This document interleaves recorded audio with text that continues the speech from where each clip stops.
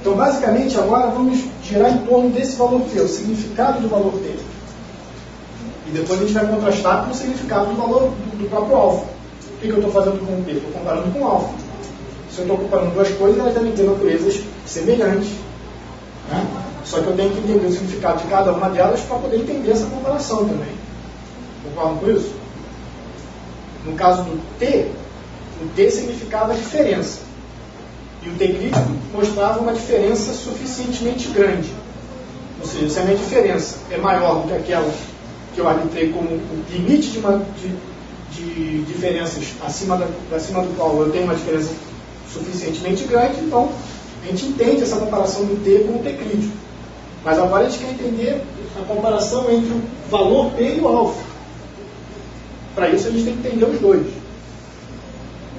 O alfa daqui a pouco a gente resgata, a gente já viu antes, mas vamos ver qual é o significado do valor P.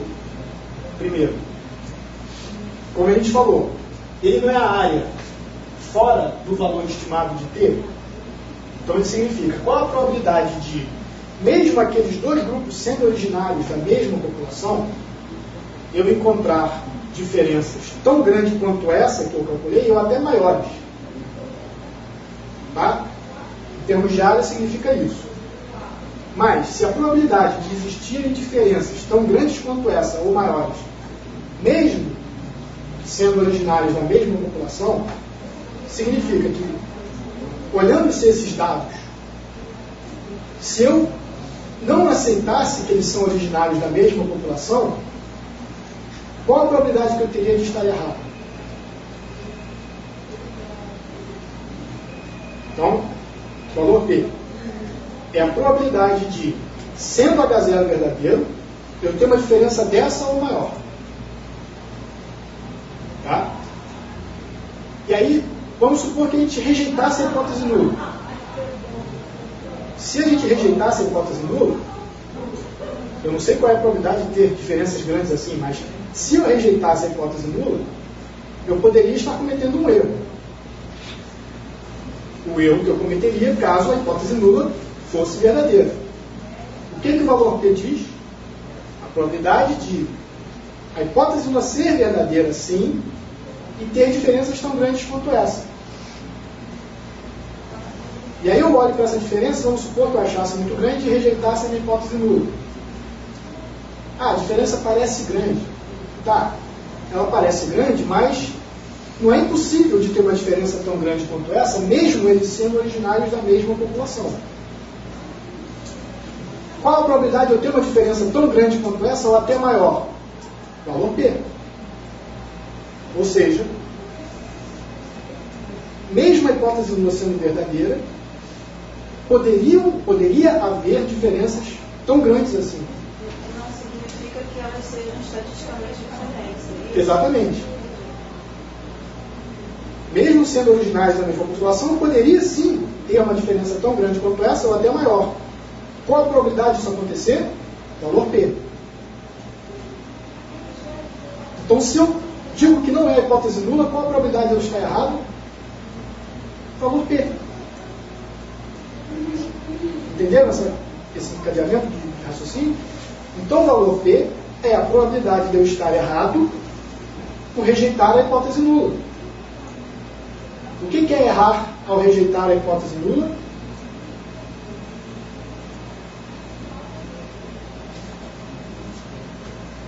A hipótese nula seria verdadeira e eu rejeitei a hipótese nula. Erro tipo 1. Então, probabilidade de errar ao se rejeitar a hipótese nula nada mais é do que cometer um erro tipo 1. E aí, tudo bem? O que significa o alfa? É o máximo de probabilidade que eu me permito de cometer um erro tipo 1. É arbitrário, é 5%. Ou seja, se a probabilidade de eu cometer um erro tipo 1 for maior do que 5%, eu não me aceito cometer o erro tipo 1. Mas o que é cometer o erro tipo 1? É errar por rejeitar a hipótese nula. Então, eu não rejeito. Então, se a probabilidade de estar errado for maior do que alfa, eu não rejeito a hipótese nula. Se o meu P for maior do que alfa, eu aceito a hipótese nula. E coincide exatamente com o fato de eu ter diferenças pequenas. Se a probabilidade de eu errar for menor do que o alfa, menor do que o máximo que eu me permitir, então tudo bem. A probabilidade de eu estar errado é muito pequena, é suficientemente pequena. A probabilidade de eu estar errado ao rejeitar a hipótese nula é suficientemente pequena. Então rejeito. Se o valor P é menor do que alfa, eu rejeitei a hipótese nula. Eu rejeito a hipótese nula, o que coincide exatamente com o fato de eu ter diferença de grandes. Então, tudo se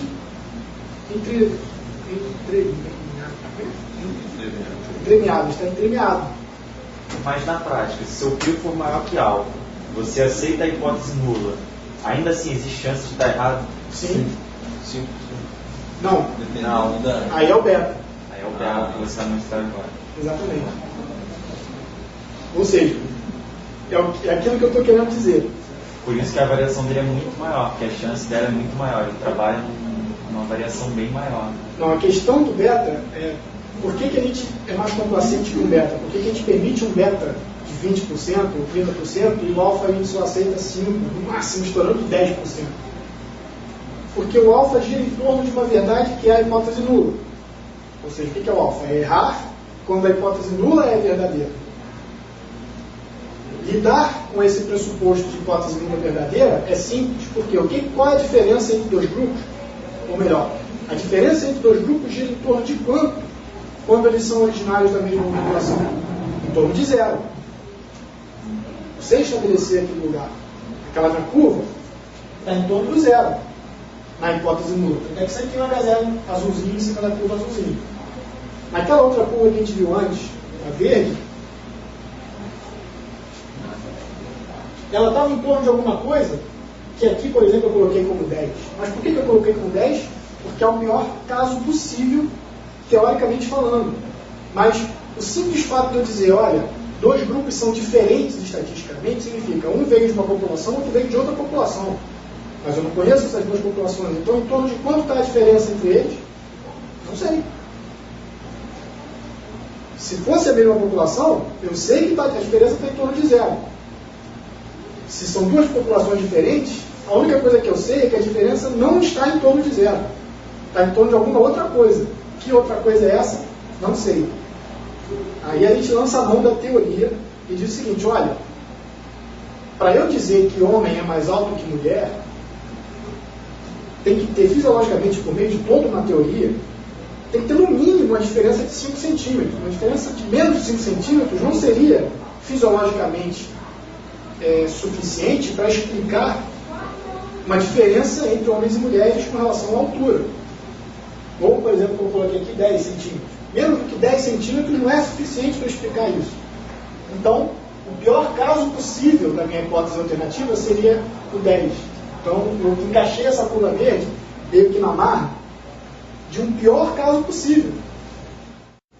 Então, esse é o meu maior beta possível. Se eu estou com a pior curva possível, o meu beta é o maior possível. Então, por isso que a gente, mais um motivo para o beta ser mais complacente. Não necessariamente o verdadeiro beta é 20%. Talvez ele até fosse menor. Porque eu estou lidando com o pior caso possível. Talvez o caso real de duas populações diferentes fosse uma com altura em torno de 180, outra com altura em torno de 160. Aí a diferença real entre as duas seria em torno de 20. Só que a gente não sabe isso. Esse é o grande problema. Então agora, pessoal, a gente vai ver um exemplo de aplicação desse tal teste de student para amostras independentes em torno dessa ideia que a gente estava falando. Comparar alturas de adultos, né, homens e mulheres. Como a gente viu, o número de indivíduos em cada grupo não precisa ser igual um ao outro. Então a gente tem 25 homens e 28 mulheres, dado o resumo aqui das informações que estão nesses dois grupos de valores. Aqui são os valores individuais, dos 25 homens e das 28 meninas. Então, a média de altura dos homens foi 176, em torno de 176, e a média de altura das mulheres aproximadamente 165. Então a gente vê que tem uma diferençazinha, mas será que isso é significativo? Para poder avaliar isso, a gente tem que ter ideia também da variabilidade. o chamado desvio padrão. Desvio padrão dos homens, 7,02. Desvio padrão das mulheres, 7,00. Acho que nenhum teste de homocidasticidade diria que são variâncias diferentes ou desvios padrões diferentes. Então não precisa nem fazer teste de homocidasticidade aqui.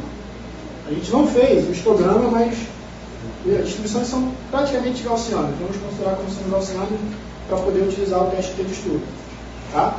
Então, simplesmente, a gente calcula o ST com aquela formuleta lá de trás, com base nesses dois valores e nesses números de indivíduos, deu 49,15 centímetros quadrados.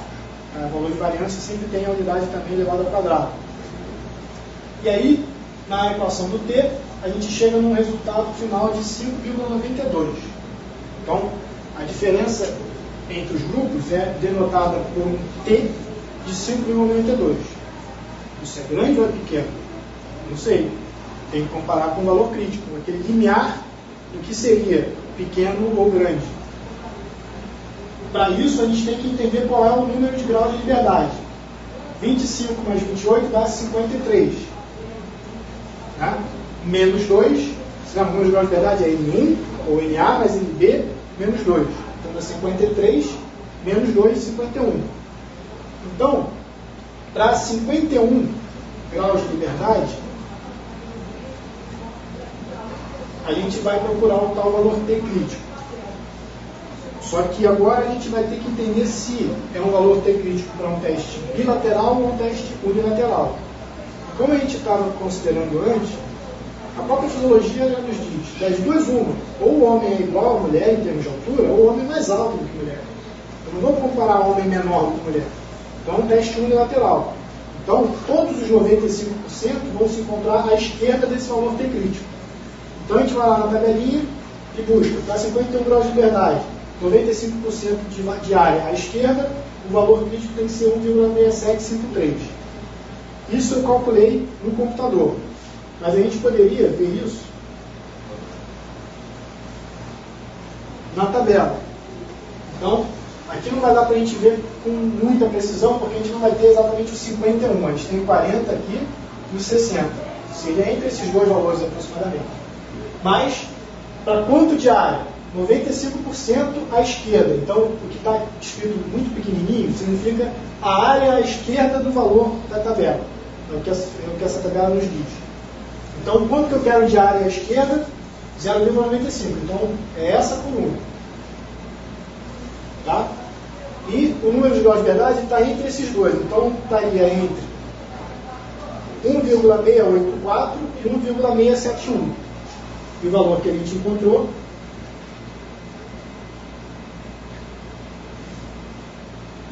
é 1,675. Tá? Ou seja, um valor mais exato que eu calculei usando o computador.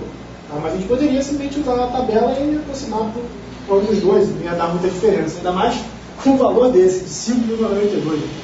5,92 é tanto maior que 1,68 do que 1,67. Então não teria nem muita dúvida. Então, basicamente, o T calculado é maior do que o T crítico, logo rejeitamos o H0. Tá? Isso é o que a gente poderia fazer, calculando no braço, tal como essas equações nos pregam. Mas o computador poderia calcular para a gente o valor P. A gente não vai, não precisa saber calcular a área não, pessoal. Para calcular a área tem que calcular a integral. Eu mesmo não sei também, tá? Tem que lembrar de todas aquelas contas de integral. O computador calcula para a gente com a mão nas costas. E aí o computador calculou o valor P e deu isso daqui, olha só. 0,000000135, ou seja, é 1,35 vezes 10 elevado a menos 7. Ou seja, é muito menor do que alfa. O alfa seria 0,05, teria um 5 aqui.